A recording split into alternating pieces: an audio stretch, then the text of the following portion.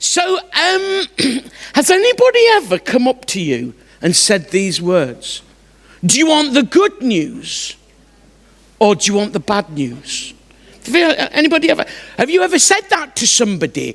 So I'm just interested this morning, by means of a survey. I know we've just done the donut one, but this is a proper one now, okay? By means of raising of hands, who tends to go for the good news first? Give us a show of hands. Okay, hands down. Who tends to go for the bad news first? Okay, hands down. Who tends to not want any news, so they run away? Okay, one or two people frequent the toilet just to escape these situations. I read this great story a few years ago of how a man, it's a true story, of how a man had really managed to get a car that he'd been wanting for many, many years. He'd saved really hard, and he was a bit of a petrol head, and so really wanted this particular car. It was a Volvo. I don't know why necessarily you'd want a Volvo. Obviously, some of you might have a Volvo, so we've now just alienated those members of the congregation this morning. But he really wanted this Volvo, and he saved up really, really well and managed to get himself this Volvo. It was the top of the range. It had heated everything, electric everything. It massaged him. It did absolutely everything he had hoped it would do. And he'd had it a couple of months. And I'm sorry, ladies, this is just how the story's told. Okay, I'm just passing on information. But she, the wife in the relationship, said to him one morning, I need to use the Volvo. And he was a little bit worried. This was, it wasn't unfounded. She had not had a particularly good history with their cars, shall we say. So he was a little bit nervous. Externally, he looked very willing.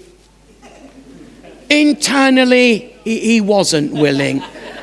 But he let her use it, and he kept his mobile phone just on the seat, to the little arm on the seat, just to his right-hand side. And she said, I'll only be a couple of hours. Well, I don't know if you're anything like me, but if somebody says, I'll only be a couple of hours, and then they're a little bit longer than that, you get a little bit worried, don't you? A little bit concerned. And couple of hours passed, and then the next set of a couple of hours passed, and he was getting really worried. He was getting really nervous. Then the phone rang, and his wife's name came up on the phone, and he just had a moment. Was he going to believe the worst, or was he going to believe the best? He answered the phone. Hello? She said, darling, do you want the good news or do you want the bad news? Well, he was very much a good news person first. So he said, I'll have the good news, please. And she said, the airbags work.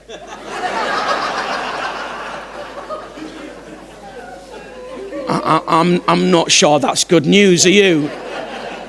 That doesn't feel, maybe a smidging of good news when everything else is bad news.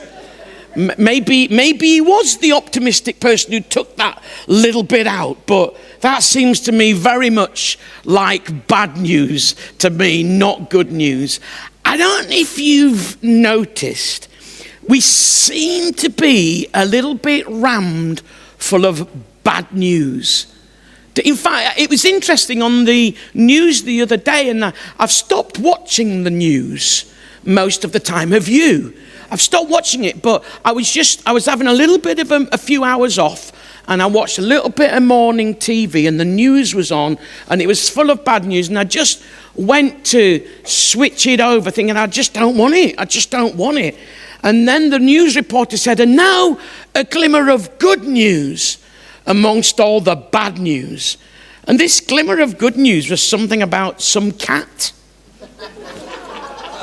And strange enough, It did feel like good news, to be honest. But it's something, isn't it, when even the news reporter is saying, and now just a little glimmer, as if this is a little morsel we've got to offer the world, a little slice, a little morsel of good news in a bad news world. Well, folks, I've got not just a slither, not just a morsel, not just a little, try one of these bites like you see in the supermarket, slither of taste of good news. I've got a massive piece of really good news. And I think it's even better news than the really good news about the baby boy. And that's good news, isn't it? It might not be such good news when they're not sleeping, but right now that don't matter. Let's not ruin the party. Let's not do that. But I've got some fantastic news, and it's good news for the poor. It's good news, actually, if they'd allow it to be, for the rich. It's good news for the famous. It's good news for the unknown. It's good news for the secure. It's good news for the insecure. It's good news for those of you who are doing really well, and it's good news for those of you who don't feel you're doing quite so well. It's an amazing piece of news that it was brought to this world by a person who traveled an untravelable distance just to bring it to you. And the good news, which is why everybody in here who knows this good news is jumping around and singing and throwing their hands up. This good news was brought to this world by a person called Jesus. You may have heard of his name. And I'd just like to explore a little bit around that good news this morning. And at the end of this service, I'm going to give you an opportunity, if you've never received this good news, to receive it for yourself this morning. And here's the beautiful thing. Whenever you receive this good news, you end up then being used by God to take this good news to people who don't have it. It's quite astounding, really. And so I'd love to explore that in the best way, really. The only place to go to explore all matters of life and faith, and it's in the Bible. And for those of you who are familiar with the Bible, you'll understand what I say if I say turn to Mark chapter 1, verses 14 to 20. If you're not familiar with the Bible, that's fine. I'm going to read these words, and it's just engaging with that theme of good news. So let me read these words to you. After John was put in prison, there's a good bit of news, isn't it? Jesus went into Galilee proclaiming the good news of God. The time has come. The kingdom of God has come near. Turn around and believe the good news. Now, as Jesus walked beside the Sea of Galilee, he saw Simon. His brother Andrew was casting a net into the lake, for they were fishermen.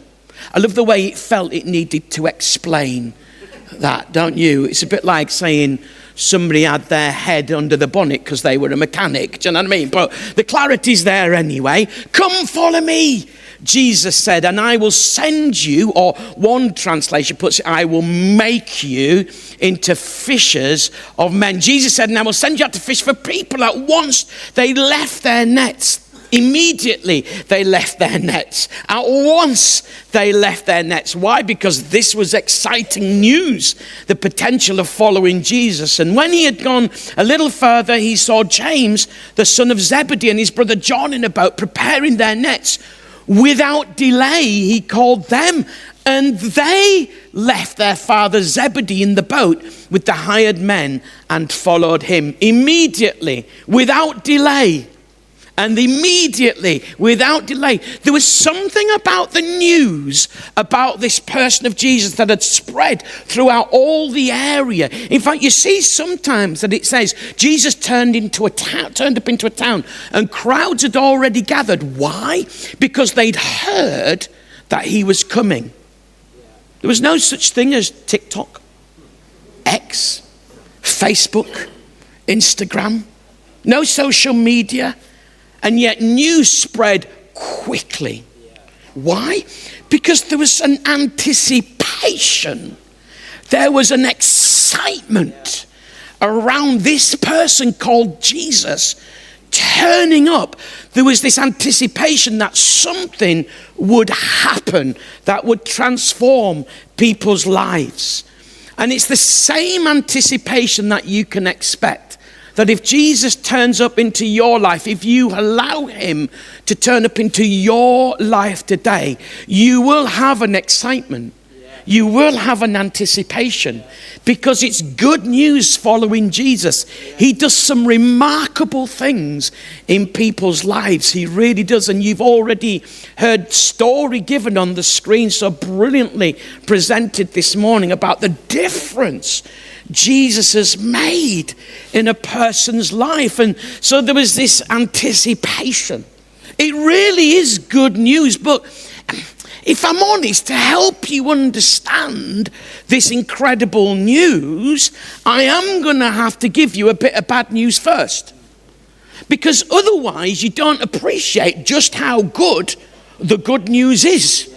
And so I just need to spend a little bit of time. So I wonder whether I might invite you into exploring that. But I want to make this promise. It'll be positive. Don't worry. So the bad news is we live in a world that's lost. I don't think we need to spend much time convincing each other that the world feels lost right now. It really does, doesn't it? It feels pretty desperate, really. And I read this story of, and I'm led to believe it's a true story of how a large aeroplane speaker clicked on and the captain's voice announced in a clear, loud voice, "Now there's no cause for concern or panic." Now I'm not being funny, but if I was in an aeroplane and somebody, the captain, said there's no need for concern or a panic, I would be concerned. I would panic. Are you with me? Okay, but he said, I'm sorry, but we need to make an announcement. And now, I don't like flying. I don't like it. I'm not scared, I just don't like it. I feel uncomfortable. It's not helped when I arrive and it talks about final departures. Do you know what I mean? That doesn't help me at all. I'm not going to lie to you. So I feel a bit nervy, and like when I'm up there 30,000 odd feet and I look down and go, ooh, it's quite high, isn't it? So I'm not keen. So I'm already a little bit on edge. But this is what the captain said. "We felt that you, the passenger, ought to know that for the last 3 hours we've been flying without the benefit of radio, compass, radar, or navigational beam. This is due to a breakdown of certain key components. This means that in the broad sense of the word, we are lost. And we're not quite sure in which direction we are flying. On the brighter side of things, you'll be glad to know we are making excellent time." How can they know? How can they know? How can they know they're making excellent time? I mean, it might seem like good news, but I think when you just peel back, it's not really good news. We live in a world that's lost, and it doesn't matter how much of a positive spin we put on it, we're lost. We're in a right mess. And as much as we try and fix things and try and sort things, as much as new political leaders come in and old political leaders go out, it still seems to be a mess. Are you with me? It still seems to be an absolute, as my mother would say, pig's ear. It's an absolute mess. And I've discovered you can be lost and happy. So you can have no clue that you're lost, and you can be happy. But I've discovered that you can be lost and unhappy. In other words, you haven't got a clue where you're going and it deeply affects you. But you can be lost and not even know it. But the truth is, you're still lost. You're still lost and not heading in the right direction in life. The Bible's got this really interesting little way of talking about the lostness of human beings. It's a fascinating analogy, actually, but I think it's quite helpful. So I'm going to read this little sentence to you from the Bible, and then I just want to explain it a little bit. It basically says, we all, like sheep, have gone astray. Each has turned to their own way. Now, I know a little bit about sheep. I was a butcher. It's kind of knowing about sheep. What I do know about sheep, and I don't know huge amounts particularly, but what I do know about sheep is they're basically dumb. They are basically dumb. And what tends to happen, right, is you get a bunch of sheep here, okay? And they're eating a little bit of grass, or grass, as my wife calls it, okay? Eating a little bit of grass. And one of them, they're having a little chit-chat. Meh, meh. I speak sheep. Okay. And one of them disappears over there. And it doesn't really know, apart from it just looks a bit nicer over there. A little bit greener. You've heard that phrase, haven't you? The grass is always greener on the other side. And so that's essentially what's happening. And these are all like nibbling, and they all, these bunches, see this one going away, and they say to each other, meh, meh, which loosely translated, okay, is, where is he going? Okay. And the other one will say, meh, loosely translated, I don't know. And the other one will say, meh, which loosely translated is, shall we go over there? And the others say, meh, meh, meh, which loosely translated means, yeah, why not? And so now this goes on for a long time, but for the sake of time, we'll just reduce it to that one little. Did you like my piece of drama? Thanks for your support, Jonathan. He knows when a preacher's struggling. All right, okay. So they all follow it. And basically, long story short, sheep eat themselves lost. And in extreme circumstances, eat themselves to death.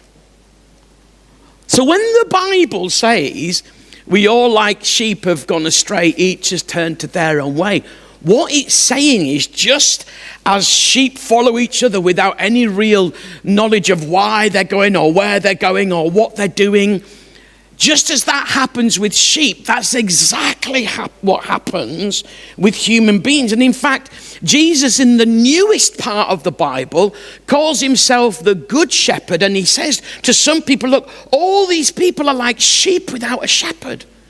And the shepherd illustration, or the shepherd principle, is that actually sheep need a leader. Sheep need somebody to show them how to go, how to live, where to be. And that's the analogy. That's the parallel. That's what that sentence is saying to us, that all of us, we're lost. We might be happy, we might be unhappy, we might not know we're lost, we might know we're lost. But the truth is, we are lost, and it's our own doing. We kind of followed trends or followed the world over there, over here, over this place, over that place, and we've kind of got ourselves lost. That's the bad news. Sometimes the grass is greener because it's fake. There's a big thing for fake grass at the moment.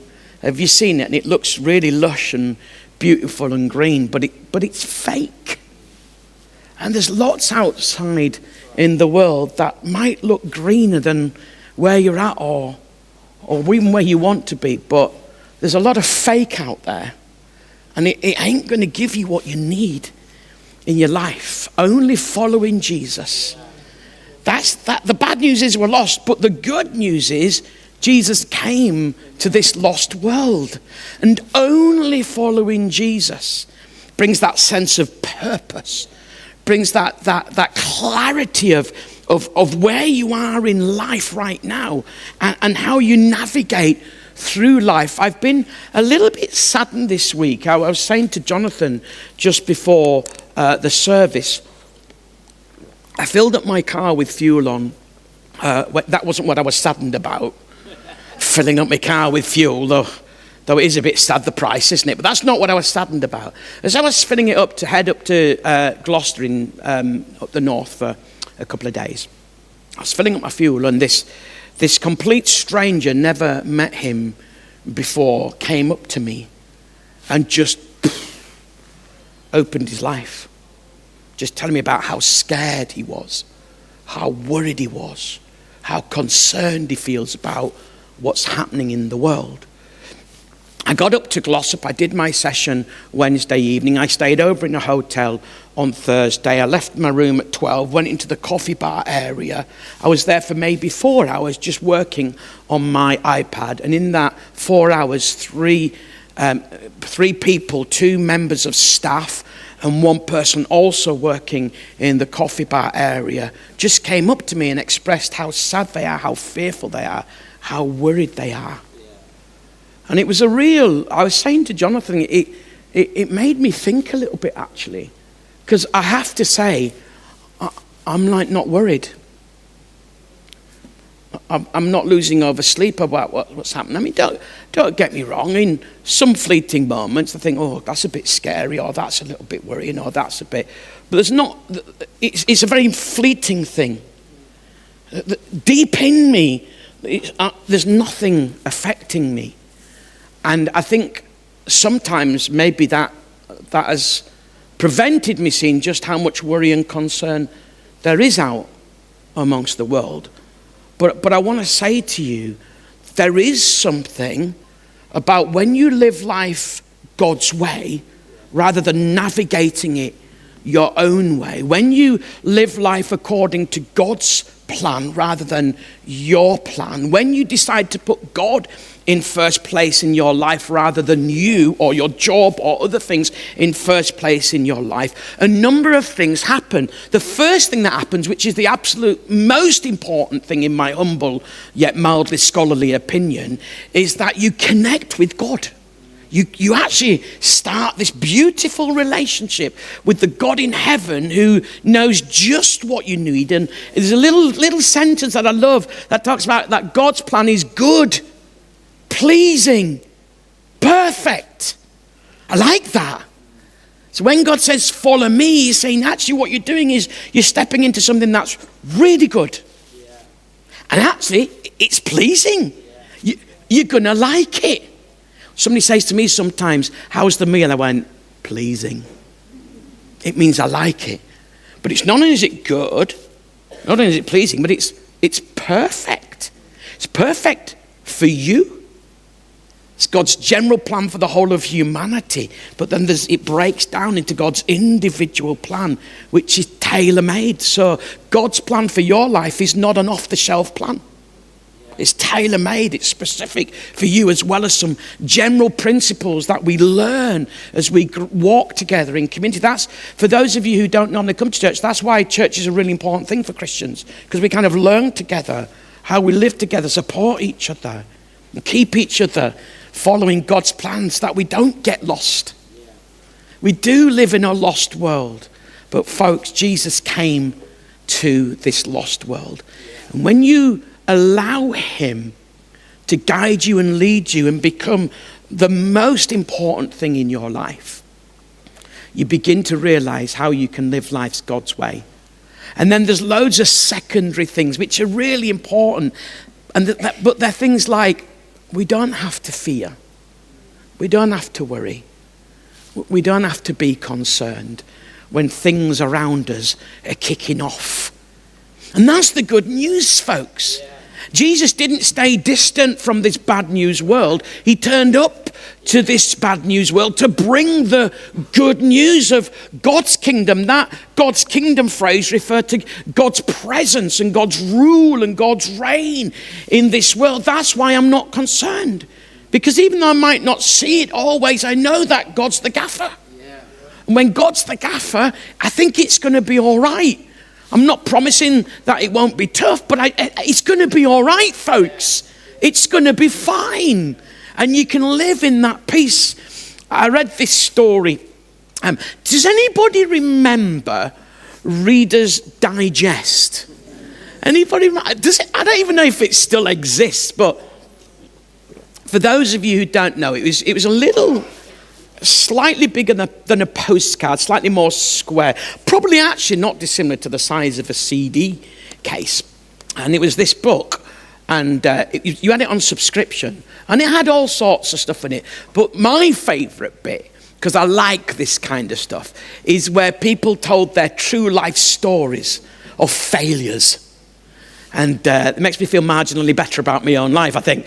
But true life stories of things that have gone wrong, but that have got like a comedic edge to it. And one person was telling the story of how they were on a train, and it was the 1910 service from Cardiff to Birmingham. Now, I have limited knowledge about trains because I don't use them that much. But they were on this 1910 service from Cardiff to Birmingham, and they could hardly believe their ears when they told that their train, already running 40 minutes late, was stopping 7 miles short of Birmingham because the driver had lost his way. Now, I'm sure there's a perfectly sensible explanation, and I'm sure I've told this story in a few times in different places. I'm sure eventually somebody's going to come and tell me, some trained person, and we'll leave it at that. They're going to come and tell me. But here's my problem, and I'm guessing that probably most of you are struggling in the same area. When I last looked at trains, they ran on tracks. Yeah, do you know what I mean? You've got a track. You've got a track. And through the marvels of engineering, we've built trains that run on the tracks. Are you with me? And so this is my problem. How can you get lost? How can you get lost when there's very clear tracks that the thing that's on them was designed to run on them? How can you get lost from the two tracks? It's clear and obvious, sure. If you just go on the tracks, sure enough. And to this day, I don't understand it. And it got so bad that a relief driver had to come and take over from the other driver. I need an answer. When I say I need an answer, I don't really want one. I'm just getting a little bit excited in my own illustration, okay? I don't really want an answer, because if there is actually an answer to that, it could ruin the illustration and all future kicking off about it. Do you know what I mean? So resist it. But the truth is, in reality, God has given us two tracks in life. He said, love me with everything that you've got. That's a paraphrase, but that's essentially. And love your neighbour as yourself. And I've observed that the vast majority of people, because I have a fairly optimistic view on humanity, there's a few people out there that just seem to be not very kind. But I think most human beings actually are doing quite well on track 1 or track 2, depending on how you look at it, loving our neighbour. We're not perfect at it, but we're doing all right. Most of us are quite kind. You see that, don't you, in beautiful moments where catastrophes happen and people bring people into their homes and give away things. You see those beautiful acts of kindness. So most of us are doing quite well with one of the tracks. But the problem is we can't just live life how God wants on one of the tracks. We have to live on two tracks. So we've got to love God with everything that we have and are. It says, love the Lord your God with all your heart, soul, strength, and might. Now that's a hard call. That's a really hard call to do that. But basically, becoming a follower of Jesus is somebody who makes the decision that that's how they want to live. We mess it up because we mess things up. But we make a decision. And part of the good news that Jesus brought into this world is if you live life God's way, you will mess up still, But if you live life God's way, that intention in your heart to love God with everything that you've got and your neighbour as yourself, then that's the critical thing. That's the important thing. I love this little sentence that says, speaking of Jesus, the Son of Man, that's a reference to Jesus, came to seek and to save that which was lost. That's you and me. Jesus came down to this lost world, and he came looking for us. He didn't look from a distance. I don't know what you're like at looking. When I'm looking for something, if I said to my wife, have you seen such and such a thing? She'll say, yes, it's on the side. And it's like, how many sides have we got in our own? I can't find it. And this is my way of looking, all right? Love, have you seen the keys? It's on the side. All right, love, thanks. It's not there, love. God didn't say to Jesus, go and have a quick scan. See whether you can find anybody. All right, got it, God. What, finding it? That's lost. Yep, no problem. No, all right then. No, it said he came to seek. What does seek tell you? Real intentional looking, focused looking, not cursory glance, but focused looking with the sole purpose to rescue. Amen. When Jesus died on the cross, the Bible tells us he was taking the punishment for the wrong of the whole world. That's every single person. Why? So that you and I can be forgiven. So you and I can be set free. So you and I can connect with God. So that you and I can have the power to live life God's way. That, my friends, is really good news. It's phenomenal news. It's not bad news. Sometimes people might think giving your life to Jesus, you've got to give up a lot. Well, yeah, but what you get back compared to what you give up is ridiculous, really.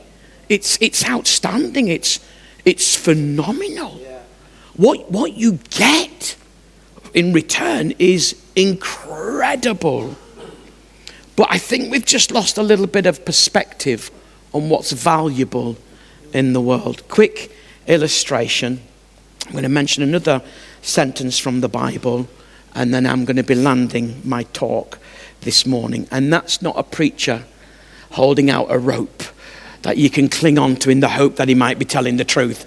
That's actually the deal. I read this true story that one night a group of thieves broke into a jewelry store.